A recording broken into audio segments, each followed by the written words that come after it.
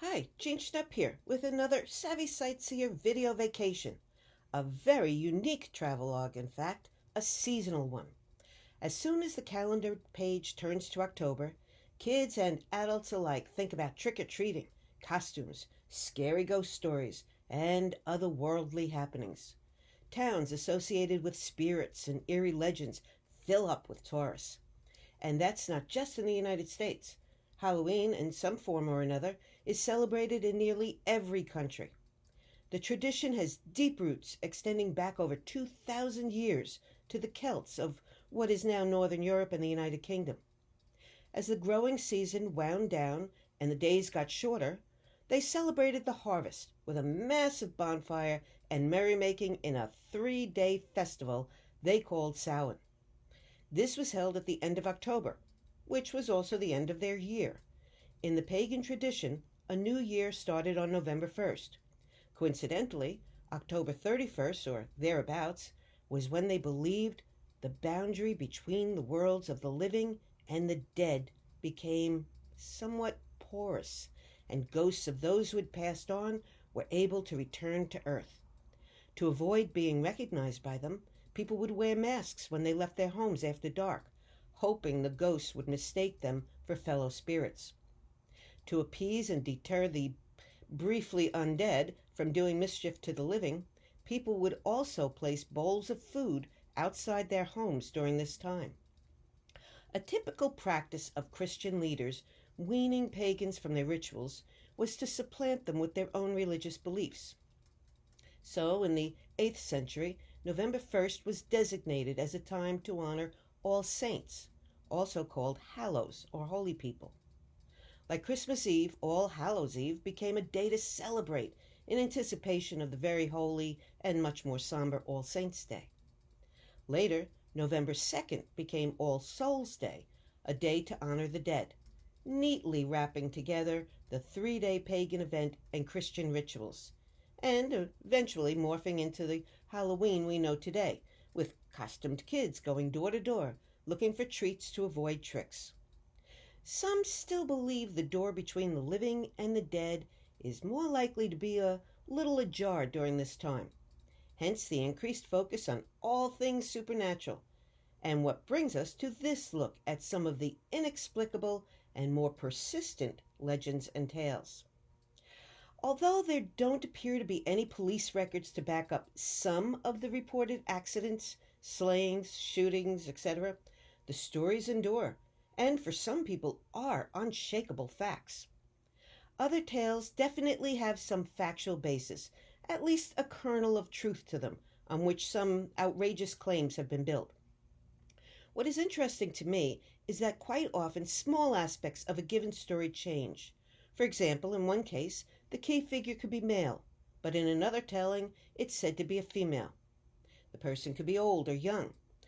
But the events of the story itself are remarkably unchanged. Are the accounts I'll share with you now all true? Partially factual? Completely fanciful? Well, to borrow from the group The Moody Blues, it's up to you to decide which is right and which is an illusion. A good place to start our look at haunting tales is with the granddaddy of them all, Washington Irving's short story, The Legend of Sleepy Hollow. According to the New York Public Library System, it is the first distinctly American ghost story centered around the holiday, although Irving never mentions Halloween, but rather talks of a fine autumnal day. Set in post-revolutionary days, it is nonetheless the ideal representation of all that's associated with Halloween. It's dark, spooky, and there's undead things. Its popularity is enormous. Legend has never been out of print since it was first published in 1820. It's been reimagined and reprinted in virtually every type of media. Books, comic books, animated cartoons, movies, and television shows. At essence, it is the tale of poor Ichabod Crane, a homely teacher in love with the riches he imagines he'd have by marrying Katrina Van Tassel, an out of out-of-reach daughter of a wealthy farmer. The setting itself, in the Dutch community of Sleepy Hollow in New York's Hudson Valley region, is characterized as having witching influences in the air. Abraham, or Brom Van Brunt, is Crane's jealous rival, a local brash bully, but socially more on a par with Katrina. At a dinner party at her house, entertainment includes telling ghost stories. As he makes his way home through the dark on a beleaguered old horse, these tales prey on Ichabod's mind, who was already prone to skittishness. He grows increasingly unsettled, nearing the town graveyard and an eerie tree with nefarious associations, when he is startled by a charging great black stallion with a headless rider. In his fear and haste to outrun the terrifying specter, Ichabod's saddle comes undone, and he tries futilely to stay on his mount, only to lose the battle when the ogre hurtles what Ichabod believes is his dismembered head at him. The ill-fated Ichabod falls to the ground. The next day, the horse is found nibbling grass by his home, but Ichabod is never seen again. Only his broken saddle, hat, and, inexplicably, a shattered pumpkin are found on the trail. But residents claim to hear his distinctive singing of psalms near where the schoolhouse had once stood. Where could Irving have come up with such an idea? Well, lots of places. Could have been from folklore he heard traveling through Europe, or an inspiration from his Scottish friend and poet Sir Walter Scott, who had written The Chase in 1796, a takeoff of a German poem, The Wild Huntsman. Or perhaps he got it from real-life events. It is generally believed all three are involved, and that Irving started with a European horror story and turned it into an American original. The legend is full of local historic landmarks and ghostly area legends, as well as real events in the region. According to the New York Historical Society, Irving's antagonist was likely inspired by an actual Hessian soldier who was decapitated by a cannonball during the Battle of White Plains around Halloween in 1776. A local asserts the real-life Van Tassel family took compassion on the soldier, who had spared their infant baby, and so they gave him a Christian farewell by laying him to rest in the burial ground of the old Dutch church, which was built in 1685. Irving evidently borrowed his character Katrina's name from Eleanor Van Tassel, who is also buried at the old Dutch church. Rumors persist that the Hessian continues to rise from his unmarked grave, often at night, to search for his missing head. And what about the eerie tree which featured in several of the ghost stories told during the party? Ichabod describes it as a giant with limbs that are gnarled and fantastic, having tales of strange sights and doleful lamentations told about it. As he approaches it that fateful night, he hears a groan and thinks he sees something white hanging in it. Well, the huge tulip tree Irving described was real, and it was dubbed Major Andre's tree, after a British spy who had been captured near it, and later hanged for treason during the Revolutionary War. But whether the major groans at passers-by in the night, well, that's up for debate, because even for a ghost, you can imagine it would be hard to be in two places at once, especially when those are about 25 miles apart, as the spirit flies. For you see, Major John Andre has also been sighted wandering around Oyster Bay, Long Island. He is said to return to the site of his devious plot's undoing, and to comfort the woman who exposed his plan. After winning the Battle of Long Island, the first skirmish after the Declaration of Independence was signed, British soldiers moved in to occupy the fallen island, and from 1778 to 79, the Townsend family was among those forced to shelter some officers, and their Oyster Bay home became a redcoat headquarters. Lieutenant Colonel John Graves Simcoe, in charge of the group stationed at the Townsend homestead, commandeered this room for himself. Major John Andre British officer and intelligence chief with a winning personality, was frequently at the house. Both Simcoe and Andre reportedly took a shine to Sarah Townsend, 17 at the time. Simcoe is credited with penning the country's first Valentine letter to the young beauty, nicknamed Sally. This, while mind you, he had a fiancée back in England. I'm not sure which is scarier, the idea of ghosts haunting the house, or that the guy in charge of the British forces on Long Island was so sappy he signed the note with hearts. Anyway, everyone can agree on the Britishers' plot. Andre was in cahoots with Benedict Arnold in a scheme to turn over revolutionary-held West Point military fortress to the British for a bounty. What is not so clear is exactly how the plot unraveled.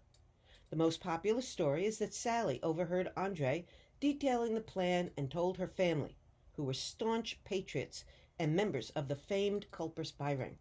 They then passed the news on to the revolutionaries. Another story has it that it was one of the household slaves who heard the conspirators. And yet another is that Sally came across a note passing between Andre and another soldier outlining the plan. Whichever way it went, 30-year-old Andre was tracked down at Sleepy Hollow, caught with blueprints of West Point as well as the plot, and later hanged at nearby Tappan for his part. There have been many reports over the years of him being seen outside of this, Sally's bedroom, perhaps trying to tell her he forgives her betrayal. Commander Simcoe, on the other hand, was not so forgiving and left Sally flat. Sally, now out 2 suitors, was so desolate she remained unmarried until she died at age 82. But it's believed she never actually left the family home and wanders forlornly through the rooms still. They are not the only ghostly presences sensed at the home, called Raynham Hall, after an ancestral estate in England. Now run by the Friends of Raynham Hall Museum, the place is nearly as full as it was back in the 18th century. Some visitors claim to smell cinnamon and apples wafting through the house. But nothing's cooking in the kitchen, and items have reportedly taken to wandering from one room to another overnight. Just a few of the inexplicable goings-on in Oyster Bay. Along with Sleepy Hollow, another village sees tourism tick up around Halloween for other ghoulish reasons. In fact, several travel market reports put Sleepy Hollow in the very top place of chief Halloween tourist drawers. The number 2 spot? Well, given that Halloween is tied to witches and witchcraft, the other place that gets a lot of attention in October is Salem, Massachusetts. As the scene of infamous witch trials that started March 1st, 1692, and as the setting for American playwright Arthur Miller's The Crucible, well, there's just no place witchier. Ironic, given the town's name derives from the Hebrew word shalom, for peace. A witchcraft craze had rippled through first Europe, then later the colonies, where tensions were already high from religious, class, political, and socioeconomic disparities. Puritan villagers believed all the quarreling was the work of the devil. Supposed witches, mostly women, were tried and convicted. Since its opening in 1972 in a renovated historic church building, the Salem Witch Museum has told the real-life story of those trials and offers context for understanding the phenomenon of witch hunts and witchcraft over the centuries and into modern times. More than 200 Salem residents were accused, over a more than 1 year period, of practicing witchcraft, the so-called devil's magic, or powers given to those who pledged loyalty to Satan. Among the evidence of evildoing, young girls experiencing fits, screaming, throwing things, twisting into odd contortions. Some of the accused caved under interrogation and admitted to serving the devil and having seen weird images. The court's bar at the time was set very low, and what was called spectral evidence, that's testimony involving dreams and visions, were deemed sufficient proof of guilt. In other words, all someone had to say is he or she had a vision, or someone in a dream that they saw committing a terrible act, and then that person was convicted. It wasn't until late 1692 that spectral evidence was no longer permitted, but that was much too late for many. In time, some of the prosecutors, jurors, and others involved admitted the trials were a mistake, and families of those convicted were compensated by the colonial government. Of the 20 people executed during the Salem witch trials, only 6 were men. George Burroughs here was the only minister executed for witchcraft, even though he had moved to Maine in 1690, well before the trials really got going. Officials were so determined, they made the long trip and dragged him back to Salem. It was contended he had been recruited by the devil so he could use his influence to convince his parishioners to become witches. Among his traits that convinced people he was an acolyte of the devil was his strength. In an account of his trial from the time, it was written, "He was accused by 9 persons for extraordinary lifting, and such feats of strength as could not be done without a diabolical assistance." They were pretty certain of this, especially since he was in a, quote, profession that required many quiet hours dedicated to studying the Bible. Well, he is best known for reciting the Lord's Prayer during his execution on August 19, 1692, something it was believed a witch could never do. That he could, though, triggered among some a questioning of the trial's legitimacy, and was instrumental in eventually ending them, but not soon enough to save another Salem man from a gruesome end. Giles Corey was a rich, elderly farmer from England. He had seen enough of the witch court proceedings to know he didn't trust that he'd receive a fair trial when he was accused of sorcery. He stood mute, refusing to speak, and without a plea the trial couldn't start. But girls accused him of torturing them, and their emotional cries and groans of pain further convinced judges that Corey was guilty, and he was sentenced to the gruesome method of pressing to get an admission out of him. As he lay on the ground, a board was placed on him and piled with rocks. As the stack grew, the sheriff demanded he plead guilty. However, Corey simply responded, "More weight." It took 3 days for him to finally succumb to his death. Corey was buried in an unmarked grave here in what is now called the Howard Street Cemetery, near the site of his execution. Since his death, there have been rumors that his spirit haunts the cemetery, seeking retribution for his killing. His ghostly legacy also extends beyond the confines of the cemetery. It is said that while he was being executed, he placed a curse on Salem. He targeted the sheriff in particular, shouting at him, "Damn you! I curse you and Salem!" When the sheriff died just a few years later of a sudden heart attack at age 30, it was taken as a sign of Corey's retribution. Subsequent Salem sheriffs likewise suffered the curse. Their ailments included strokes, blood diseases, and heart attacks. The curse seems to have finally been broken in 1991, when the sheriff's office was moved out of Salem. Giles' ghost was also blamed in part for the Great Salem Fire of 1914, which had destroyed most of the town. He was reportedly seen near where it had started. Amends for the town's wrongdoing has come in part in the form of a dramatic memorial to the deceased, dedicated in 1992, 300 years after the trials. 20 granite benches, 1 per victim, are embedded in a wall surrounding a green. On each, the name, form, and date of execution of a victim are etched. Black locust trees, believed to be the type used for hangings, encircle the grassy area in the center of the memorial.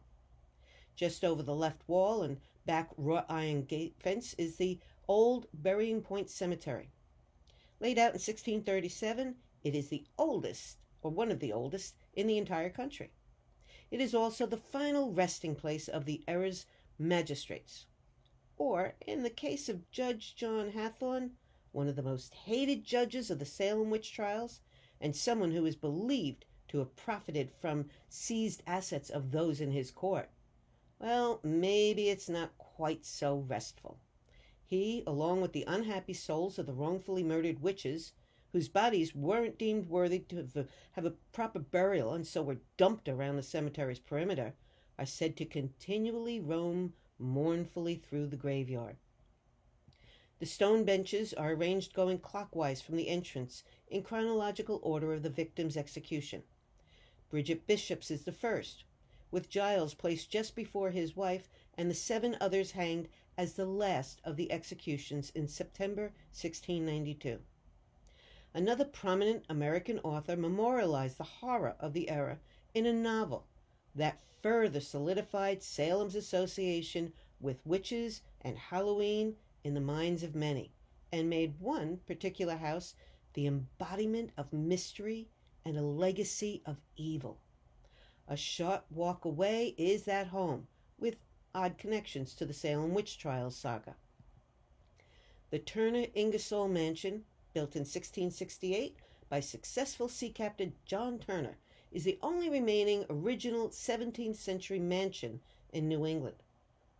It likely would not have lasted to modern times, though, were it not for the book. In the 1800s, it was the home of Susanna Ingersoll. Her cousin and frequent house guest was Nathaniel Hawthorne, who had tried to distance himself from his great-great-grandfather, that same vile Judge John Hathorne, by adding a W to his last name. The house's unique and foreboding appearance prompted the novelist to use it as the setting for a story he published in 1851 of a humble farmer, Matthew Maule, who had stood his ground and refused to sell his little log cabin and the land fronting the harbor to the rich bully, Colonel Pynchon. He lost his battle when the colonel used an increasingly frequent tool at the time, claiming Maule was a witch. As a result, the farmer was hanged, and like Hawthorne's hated ancestor was believed to have done, Pynchon enriched himself as a result. He gained title to the condemned man's property, but it came with a curse. Borrowing from real trial records, the author gave Maule the power to damn Pynchon's lineage by using the words of Sarah Good, who before her execution had yelled at her chief accuser, "God will give you blood to drink." When the colonel is found dead at the grand opening of his new home, the drops of blood on his beard lay the novel's foundation, that Maule will haunt the home and bring grief to the colonel's descendants. The book was a sensation, and people started showing up at the real house to ask to see inside. In 1883, the Upton family bought the house, refurbished and enhanced it, and then promoted its connection to the popular book by offering tours of the House of Seven Gables. Artist Ida Upton designed and painted a witch cup to sell to tourists, which historians claim was the first typical souvenir in the country. The Uptons added touches that were not believed to be a part of the original floor plan, but ones that visitors expected to see because of Hawthorne's vivid descriptions, such as the scent shop, where the impoverished fictional Hepzibah Pynchon scraped together some money by selling odd goods. The house now also sports a hidden passage between rooms, which Hawthorne only alludes to but never actually claims is there. Readers, though, interpreted that a key figure could only have moved around by using one, so it has since been added next to the fireplace and behind a false back to a storage closet. As a lead researcher for the museum puts it, it became a house that's based on a book that had been based on the house. In 1908, Salem native Caroline Emerton bought the building when the Uptons moved. She made more renovations and opened it as a museum 2 years later. But while Salem has garnered more headlines than most, it was not the only town to have a shocking encounter with witch trials. Long Island had a pretty sensational trial of its own, some 35 years earlier. Lyon Gardner is a well-known name in Suffolk County. In 1639, he founded the first English settlement in New York when he purchased land from local Indians that today is known as Gardner's Island. It's between the east end tips of Long Island. One of the farmers who had worked Gardner's land, Joshua Garlick, lived across the bay in an early settlement ultimately called East Hampton. At the time, the community, established in 1648 by New England settlers, was small. Joshua and his wife Elizabeth were one of only 34 families whose homes lined the main two streets. According to reports from the time, it was not a very harmonious community. Quote, discontented people in East Hampton who had come to this isolated extension of New England culture looking for a fresh start turned on each other. Mrs., or by their term Goody Garlick, was one resident generally considered the town's most deeply disliked. She was referred to as a mean, nasty gossip who got through her day by talking about people behind their backs. So when her neighbor, Elizabeth Gardner Howell, Lyon Gardner's married daughter, claimed Goody was a witch and then soon after died, the townspeople were all too happy to descend on Garlick. The drama started in early February 1657, when Mrs. Howell, only 16 at the time, fell ill. She rapidly devolved into a fever and delirium and started swatting the air and screaming, "A witch! A witch! Now you are come to torture me because I spoke 2 or 3 words against you." When her mother came to help, her daughter told her Goody Garlick was in the room, and a black thing was at the foot of the bed. "Mother," she wailed, "I am bewitched." She accused Goody of pricking her with pins, and women attending to her said a metal pin then fell out of her mouth. In short order, Goody was arrested and put on trial for her life. The small community at the time had not yet been annexed to the New York colony, and so was still under the Connecticut colony's jurisdiction, where witchcraft was officially a capital crime. 3 local justices oversaw initial trial proceedings, calling up to 13 witnesses who told tales of horror and terror. According to a report in a local newspaper, these included black cats showing up at weird times, healthy piglets dying just after birth, children disappearing or getting sick and dying, and all manner of strange and unexplained things happening on Gardner's Island. It was implied that Goody Garlick had a hand in all of them.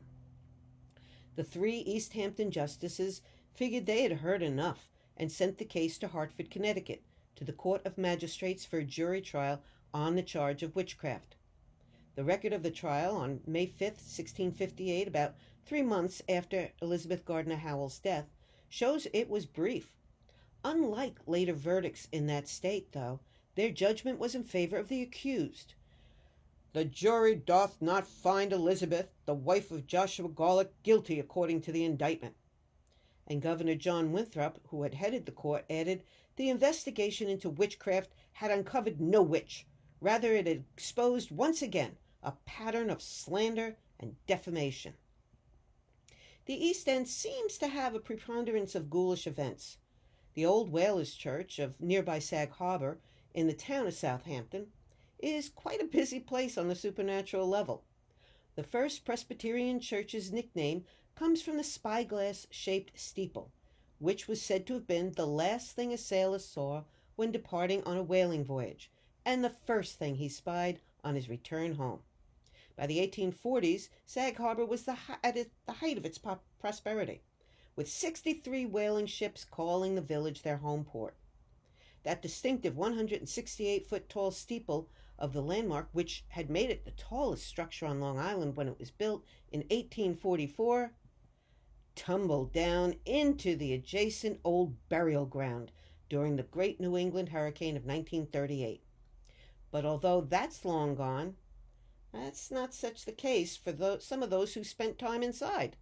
While strange lights have been seen around stairways and footsteps heard in the otherwise empty building, it's the choir loft that seems to be the big draw for the not exactly dearly departed.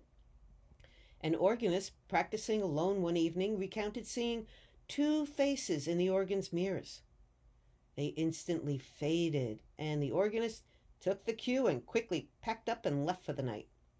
Once, while the bell choir rehearsed, one of the players glanced over at the choir loft and saw a man sitting there.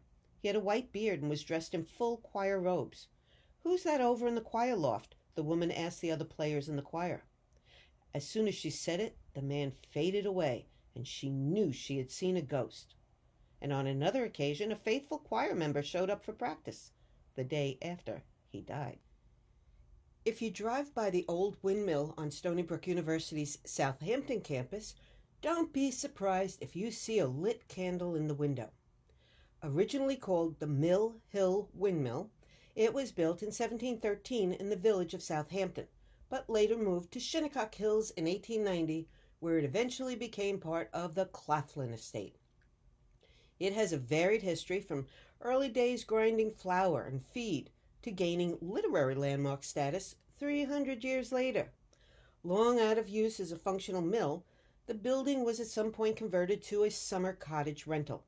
And in 1957, Pulitzer Prize-winning playwright Tennessee Williams lived there while writing a play, The Day on Which a Man Dies. It wasn't the first time the mill was associated with death. Back in the late 1890s, Arthur B. Claflin enjoyed the mill's uniqueness and would host afternoon teas in it. For his daughter, it was an outsized playhouse, just a few hundred feet from the main house. A persistent legend claims one day she fell down the steep steps and died of a broken neck. Several students over the years have asserted seeing the young girl's face at one of the windows, and it is widely held she lights a candle in the window facing Shinnecock Bay for the ships on foggy nights. The windmill isn't the only place where a child decided to stay after death. Over in Blue Point, on the south shore of Long Island, there once was an ice cream factory that was called Reed's. According to an article in a local newspaper, the plant, built in 1926, was the largest manufacturing and distribution station of the kind in the state. When it was later closed and abandoned, the site along the railroad tracks became a popular hangout, and the story goes that a young boy was running around inside in the 1970s. He reportedly climbed up on some of the bulky equipment, lost his footing, and fell to his death. Before the building was eventually demolished in 2003, passers-by told of hearing the little boys giggling and singing, as well as the sound of small footsteps running through inside. An initial demolition team was so spooked when doors mysteriously opened and closed that they walked off the job. The Mount Misery Nature Preserve in Nassau County, sandwiched between Mount Misery Road and Sweet Hollow Road, is a hotbed of otherworldly activity. The two streets, with intriguingly polar opposite type names, have made it onto a website entitled The 19 Most Haunted Roads on Earth. Even the town of Huntington, in whose jurisdiction the park is found, notes in its trail guide that there are countless local legends about ghosts and spirits haunting the woods of Mount Misery. It adds that some of these tales date back to Native Americans and the first settlers, and include stories and visions that detail fantastic creatures and strange lights in the skies over these woods. When I was in high school, there was always at least one group of teens itching to get out to Mount Misery on Halloween night. The most famous tale, according to the town, is that of Hatchet Mary, a young woman who is said to have murdered her family with a hatchet and then to have taken her own life. According to the legend, following the gruesome murders, her house sank into the ground, leaving nothing but the chimney. Hatchet Mary's ghost is said to still haunt these woods today. She evidently has lots of company. One story with a lot of traction contends that there was an insane asylum built in the woods, far from civilization, hundreds of years ago. It was supposedly lit on fire and burned to the ground by a distraught patient, killing all inside. Their screams still echo in the night. Reportedly, there was a day camp along Sweet Hollow Road in the 1930s. By some accounts, children there were abused and killed, and some people claim to have seen spirits of children dressed in 1930s clothing wandering the area at night. And then there's the Northern State Overpass above Sweet Hollow. In a very tenacious legend, on a snowy night, a busload of students was crossing over the trestle on the highway when the driver lost control and they all plunged to a chilling end on the street below. They evidently don't bear any grudges, though, and it is widely held that if a car stalls out there, the children will hop to and push the car along to safety. With certainty, drivers attest to finding small handprints on their cars later. Another belief is that if you look up at the overpass while driving underneath, you might see the bodies of 3 boys who hanged themselves from it. And if you should get stopped by a male police officer, you might want to ask him to turn around before you lower your window. If he has nothing where the back of his head should be, then he's the one who continues to patrol the area where he'd been shot and killed by a motorist. Of course, if you are crazy enough to do that, you'll likely find yourself with a very unhappy real-life officer and a hefty ticket. About now, you might be thinking it's a good time to take a break from all this ghoulishness and maybe go out somewhere for dinner. Well, you might want to pick your dining establishment carefully. A family favorite of mine was the Milleridge Inn in Jericho, Nassau County. The stately house has its roots back in 1672, when it started out as a simple 2-room home. Expanded over the years, it was chosen by the British for quartering soldiers during the Revolution. Following that era, Long Island started to grow, and the home became a convenient stopping point for weary travelers who could get a good meal and be invited to bunk down for the night by the mighty fireplace, free of charge, though many left a few coins in gratitude. By the 1960s, it had become a small dining place, and then was scooped up by restaurateur James Murphy, who expanded it and renamed it the Milleridge Inn. With that long of a history and countless different people owning and visiting it, there's no surprise the place has picked up some extra baggage over the years. So many stories have been told by employees over decades of inexplicable happenings. They tell of hearing footsteps in empty hallways, doors opening and slamming, and shadowy silhouettes after hours. A small upstairs room, believed to have been a nursery, still has a small family hanging about. Most persistent of all are the stories of a little girl dressed in a white dress, seen running and playing in rooms throughout the sprawling facility. There's also either a man or a woman, or perhaps both, that seem to enjoy sitting and looking out the grand bay window in the main dining room before fading from view. In a 1980s television ad, the restaurant included the tagline, "And maybe, if you're lucky, you'll rub elbows with a few friendly spirits." In all the years we ate there and in many of the different rooms, I can tell you I never saw a ghostly figure. But I can't say that they weren't there, because somehow, mysteriously, the incredibly delectable popovers I loved seemed to suddenly disappear from my plate. At Villa Paul's in Hampton Bays, built as a simple log cabin back in 1804 by a farmer, you might also have some unexpected company at the table.